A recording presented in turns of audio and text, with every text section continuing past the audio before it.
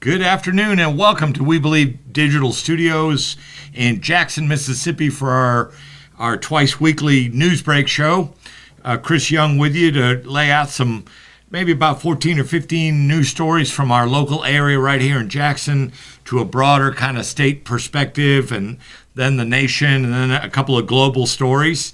But just try to keep you updated on the news and reminding you that We Believe Digital seeks to be your source, your platform for on-demand news, music, community interest stories, religious programming, all kinds of different opportunities. And don't forget, We Believe Digital Radio up and happening too. So we're glad to have you on board. We hope you like our programming. Click the like button and sign up for notifications, share with your friends, all that kind of stuff. So starting out here on the Jackson level, a big capital complex improvement district plan is kicking in today on State Street, which is a main thoroughfare through to Capital City, and really busy. Intersects with High Street, where the actual Capitol building is located at. So they've gotten Department of Finance Administration has got this big expansion and beautification improvement project going on for State Street. The first phase of it will go from Pearl Street to Mississippi Street, and then the second phase will include Mississippi Street to George Street. The third will include George Street up to Fortification. This project is going to be going on all the way to the spring of 2026. So that's kind of a good area to avoid. You have to come at it from the other way. Sometimes traffic will be closed. Other times it'll be reduced to one lane. So that's a big project moving forward. And you know that also covers that stretch of road right there by First Baptist Church.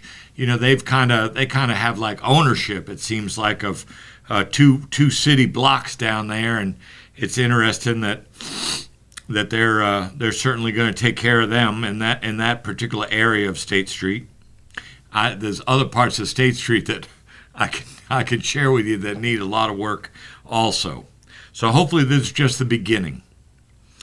Some conflicting information from WLBT. About the killings in Jackson. You know, for the last 2 years, per capita, there's been more homicides in Jackson, Mississippi than anywhere else in the country. Well, guess what? Now it's 3 years in a row. But it seemed a little contradictory because despite the fact that we're still, it looks like the numbers of homicides have dropped by 13.7%. So this 2023 saw 118 homicides, 118, which is certainly a drop from last year, but yet still, when you factor in the per capita, and you know we're losing population, so when you factor in the per capita change, we're still have more homicides than anywhere else in the country right here in Jackson, Mississippi, despite the number steadily going down over the last 3 years. So that's what I mean by a kind of a contradiction. So the murders are going down, but also the population is shrinking. So we're broadening out the the view now to kind of things that are of interest statewide. And, always have to remind you that today in Mississippi is another day where there's no hearing being conducted by the GOP, by the Republican. And, we have a trifecta in the state, Republican majority all the way. And we've had the largest fraud scandal in the state's history. But yet none of these majority Republican elected officials want to have a hearing about it. Where do you find out stuff like that? It just baffles me. Now, the Democrats have held a couple of hearings, but they're grossly in the minority. It's often said the Democrats don't even need to show up for votes on the, because it really doesn't matter. They're easily overwhelmed. They're easily the minority. So just reminding you that our Republican, and that's, of course, vastly white, Republican majority in the Mississippi legislature don't want to hold no hearings on this TANF scandal, where they took money that's specifically set aside by the federal government to give to individual states, all states, to help them provide services to the poorest of their poor residents. But these Republican governors and their appointees, and there's ample evidence that this governor that was just reelected and the last one, Bryant, were deeply steeped in all this. And their appointees, but they use that money for other things. You hear about the fitness boot camps, $1.3 million. You hear about volleyball stadium down at University of Southern Mississippi, the Brett Favre connection, speeches that Favre, contracted to give for $1 million and never gave. You hear about somehow former wrestlers, WWE, only in Mississippi could you hear this, former WWE wrestlers being sent to rehab in Malibu, California. Some of the priciest rehabs that money can buy, like 40 grand for a 30-day stay, first-class airline tickets for old retired wrestlers using TANF money. Just bizarre. So this platform, we remind you about it every time we come on, that these guys don't even want to talk about it. They don't want to have a hearing about it. Really not serving the people, but maybe serving their people, Another piece of news, the lieutenant governor, now he just was reelected in November, just starting his new term a couple days ago, but now he's already publicly talking about a run for governor.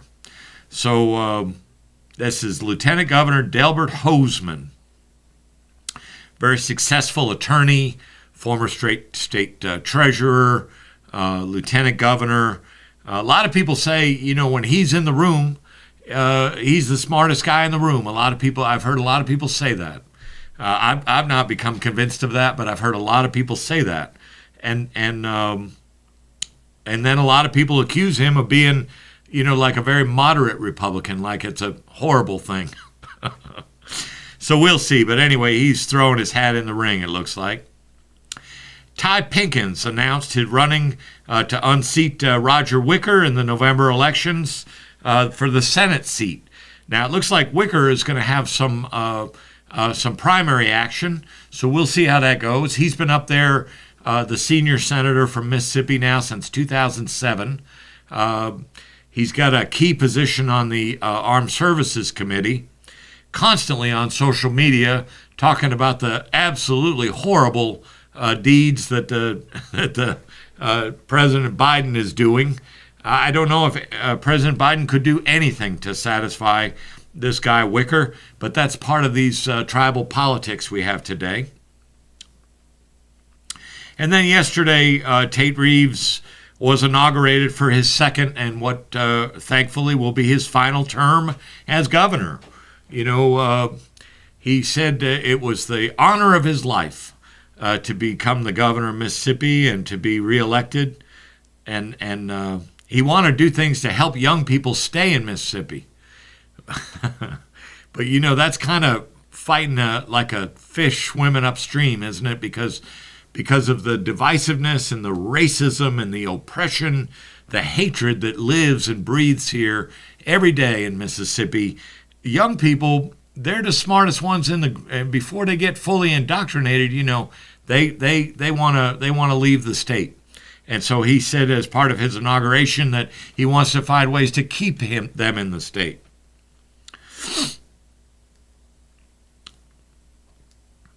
He said that there's no black Mississippi and no white Mississippi. He said it's just one Mississippi. I can't help it. It's just laughable to hear a grown-up, what looks like a grown man stand there and just lie through his teeth on an inauguration. It's just horrible. 94% of his state agencies are run by white people in a state that has 40% minority population. So, that's why I say when he's lying, when he says that, because the deeds just don't match up.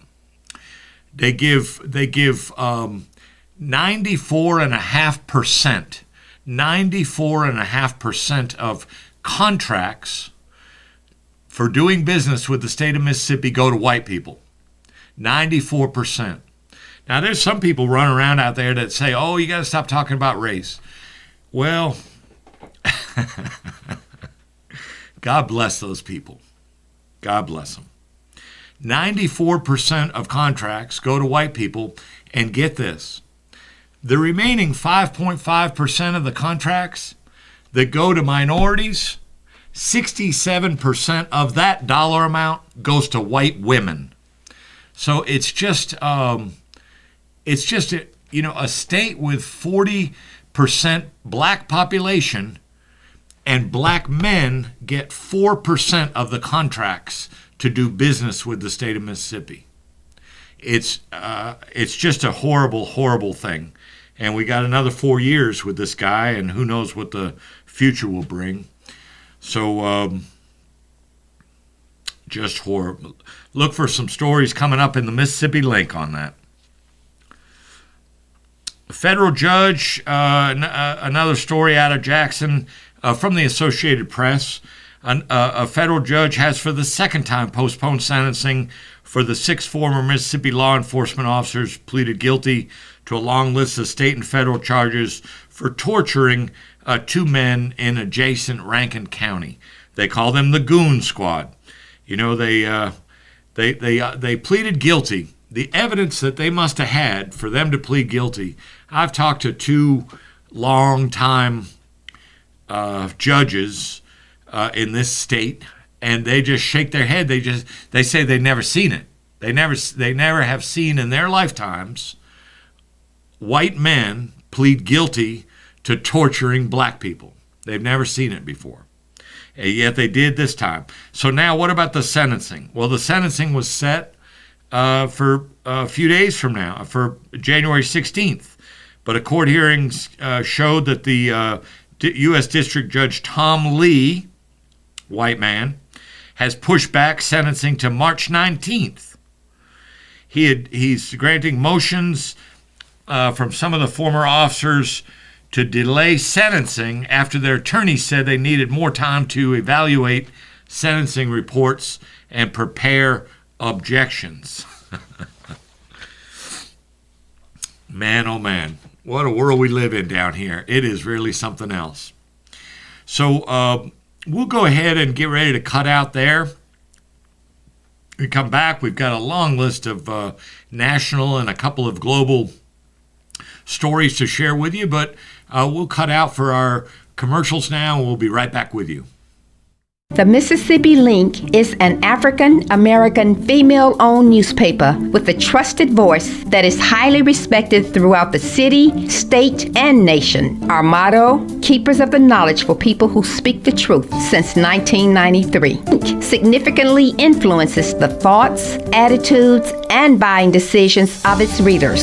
Call us at 601-368-8481 for your advertising needs. If you would like to receive a newspaper in the mail each week, our annual subscription is only $52 per year. That is only $1 per week for you to stay informed regarding many stories that you can only get in the Mississippi Link. Sign up today at themississippilink.com and click on Home Delivery. Have you had your Earth Blend coffee today? At Earth Blend Coffee, we take pride in offering you the very best of beans across the world, blended and roasted to perfection, giving you superior quality and satisfying and flavorful taste. Experience the world in one cup with Earth Blend Coffee. To order, visit earthblendcoffee.co now. Welcome back, everybody, to We Believe Digital Studios and our twice-weekly news break show. Do you remember that black teenager who was shot in the head by the white homeowner, older man in Missouri after he had mistakenly rang the wrong doorbell? Well, this young man has secured a spot in the All-State Band months after the shooting. He recovered from the shooting. He got back going on his bass clarinet. Last week, North Kansas City Schools publicized on Facebook that Ralph Yarl, Y-A-R-L, was one of 4 students in the area to earn the prestigious recognition. He plays bass clarinet and was named second chair in the All-State Band, according to the Post. Can you believe it, man? Trying to go pick up his brothers. He got the wrong address. He rang a doorbell, and the white owner come out and shot him. Shot him in the head, but he recovered. Ralph Yarl was 16 years old then. He was trying to pick up his brothers from a friend's home on the night of April 13th of 2023. Had gone to the wrong address when Andrew Lassiter shot him through the door. Shot him through the door? The same month, the judge ordered Lester to stand trial. He has, I believe Lester's like 73 years old or something. 73, 77, something like that. He had pleaded not guilty to charges of first-degree assault and armed criminal action. So how about that? You see that adversity just visited itself, that horrible deed visited itself on that young teenager, and now he's bouncing back and thriving, not just existing, but he's thriving. So happy for him. The judge overseeing Donald Trump's civil fraud case will not allow the former president to speak during closing arguments in the trial on tomorrow. Trump had requested to deliver. Oh, I just get such a kick out of some of these stories. Had requested to deliver parts of the arguments himself, according to a source with direct knowledge. But Judge Arthur Engoron told Trump's lawyers Wednesday that he failed to respond to the request to agree to preconditions, and therefore he will not be allowed to testify. I don't know who this judge thinks he is, but he seemed to be holding Donald Trump accountable. And that's, you don't see that every day. So, yeah, big. So the closeout. So that'll be the sentencing, tomorrow for that fraud trial in New York. The Northeast hit by torrential rains. We told you last week that they were coming in. It definitely happened. It happened here in our area. Hit by torrential rains, flash flood warnings. Left 500,000 customers without power in the Northeast. 145,000 homes and businesses in New York, 105,000 in Pennsylvania, according to PowerOutage.us. Pictures shared on social media early this morning showed coastal areas of Maryland hit by flooding, with parts of Baltimore and Annapolis underwater as winds in parts of the state reached 80 miles an hour. One man taken to the local hospital Tuesday night after being rescued from floodwaters in Beltsville, Maryland, about 15 miles northeast of Washington. That's according to Prince George's County Fire. He was given CPR, being pulled from the building by a Good Samaritan, but said to be unresponsive. His condition is not known now. Stormy weather has killed 5 people across the country this week so far, just from storms alone. Interesting story for you about Starbucks. Now, if you're a Starbucks devotee, you probably need to cover your ears now. But a consumer advocacy group is suing Starbucks, the world's largest coffee brand, for false advertising, alleging that it sources coffee and tea from farms with human rights and labor abuses, while touting its commitment to ethical sourcing. The case filed in Washington, D.C. court on this morning on behalf of American consumers alleges coffee giant is misleading the public, widely marketing its, quote, 100% ethical, unquote, sourcing commitment on its coffee and tea products when it knowingly sources from suppliers who documented severe human rights and labor abuses. You know, that's why I think I've had 2 cups of Starbucks coffee in the last 15, how long has it been? 15 years since that big episode on 60 Minutes where they showed that Starbucks was getting beans from places in Colombia, Central America, where these farmers, many of them looking older, much older people, out there with these bags on their back, filling these bags with coffee beans, working all day for 50, 75 cents a bag. While Starbucks turned around and the cheapest coffee you can get on the menu now, I think, is well over $2. So the typical one is more like $4, isn't it? So anyway, big lawsuit. On every bag of coffee and box of K-Cups that Starbucks sells, Starbucks is heralding its commitment to 100% ethical sourcing. According to Sally Greenberg, the CEO of National Consumers League, a legal advocacy group bringing the case. So they say they know all about this, but they keep doing it anyway. And lately, it seemed like coffee coming from Guatemala, Kenya, and Brazil, and alleged that Starbucks has continued to purchase from these suppliers in spite of the documented violations. So they know what's going on. They tell you that they're doing everything above board and legit. They make that part of their branding, but it's not the truth, according to this lawsuit. Will you be surprised? I wish we could take a quick poll to find out if anybody would be surprised. A black North Carolina man who spent 44 years in prison after he was wrongfully convicted of raping a prominent white woman. Oh, what did that sound like? Had been awarded a historic $25 million settlement more than 3 years after he was exonerated. Ronnie Long, 68 years old, settled his civil lawsuit with the city of Concord, North Carolina, about 25 miles northeast of Charlotte, for $22 million.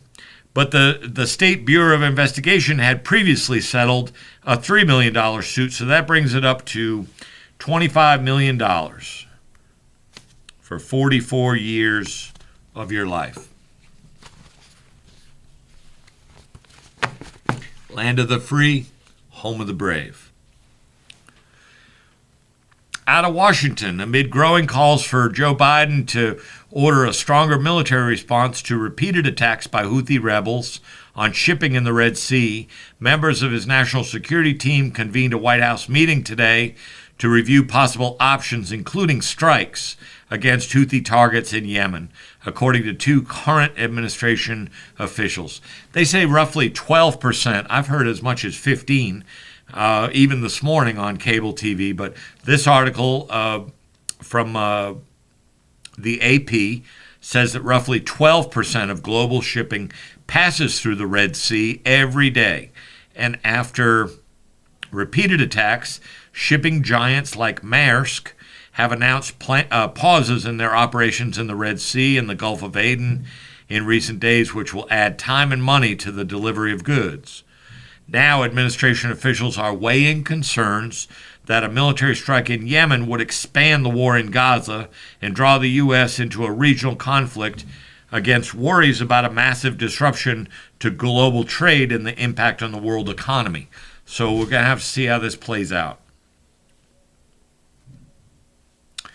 And to the Israel-Hamas war from NBC News and the section that they refer to as What We Know, there's just so much reporting out there that this is the sort of like a summary that they do on a daily basis. In an exclusive interview with NBC News Chief Foreign Affairs Correspondent Andrea Mitchell, Secretary of State Anthony Blinken said that the deaths of Al Jazeera Gaza Bureau Chief Wael Dahua, his sons, and other family members were, quote, the worst possible loss. He added that he raised the deaths of journalists on his trip to the Middle East. This is Blinken now, Secretary of State. His comments came ahead of today's meeting with Palestinian President Mahmoud Abbas in the occupied West Bank as the U.S. pushes Israel to reduce civilian suffering and embrace a plan for post-war Gaza. Blinken's diplomatic tour of the Middle East has also focused on averting a broader regional conflict as tensions mount on Israel's northern border with Lebanon after a series of strikes targeting commanders in the Hezbollah militant region, Lebanon. Further south in the Red Sea, the U.S. and the U.K. have shut down a massive barrage of missiles and drones fired by the Iran-backed Houthis in the Red Sea, thought to be the militants' largest attack yet. Assault came ahead of a planned United Nations Security Council vote to potentially condemn and demand an immediate halt to the Yemen-based rebels' attacks. And then recapping the numbers, more than 23,000 people have been killed in Gaza since the war began on October 7th, according to the Palestinian Health Ministry. More than 59,000 have been injured, and thousands more are missing and presumed dead. Israeli military officials say 189 soldiers have been killed during the country's ground invasion, which came after 1,200 people were killed and about 240 hostages were seized after Hamas launched multi-pronged attacks on Israel on October 7th. So that's the news break for today. We thank you so much for tuning in. We will be back with you at 3 p.m. on Friday afternoon and get you up to date on all the things that are going on. Take good care of yourselves and each other. See you Friday.